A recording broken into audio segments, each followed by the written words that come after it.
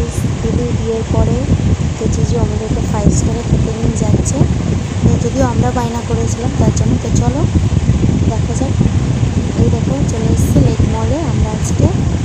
তো লেক মলে গিয়ে জিজু দিদি আগে আগে যাচ্ছে। বেশি ছবি বেশি ভিডিও করিনি, কারণ ফ্যামিলির সঙ্গে একটু সময় কাটিয়েছিলাম। তো তাই জন্য অনেক কিছু কিছু নিয়েছি, তো সেইগুলোই তোমাদের সঙ্গে শেয়ার করলাম। দিদি আর টিনা হেঁটে যাচ্ছে, এই যে আমি এখানে আর জিজু সামনেটা ছিল ভিডিও।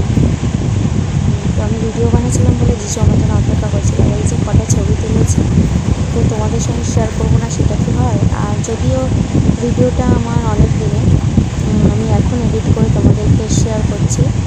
তো কিছু মনে করো না, কারণ আমার একটু প্রবলেম ছিল তাই জন্য দিতে পারিনি। তো এখন প্রবলেমটা কাটিয়ে উঠেছে অনেকটা, তো তাই জন্য তোমাদের সঙ্গে শেয়ার করলাম। তো দেখো এরকম তো আমাদের হামেশাই জিজু নিয়ে যায় 5 স্টার খেতে।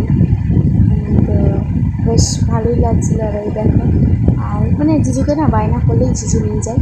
তো দেখো আমরা চিজ করছিলাম, তো তাই যে লাস্টে আইসক্রিম খাওয়ালো জিজু। আর তারপর বাড়ি চলে এলাম। তো সবাই ভালো থেকো, চ্যানেলটাকে সাবস্ক্রাইব করো। আর দেখা হবে পরবর্তী ব্লগে। টাটা।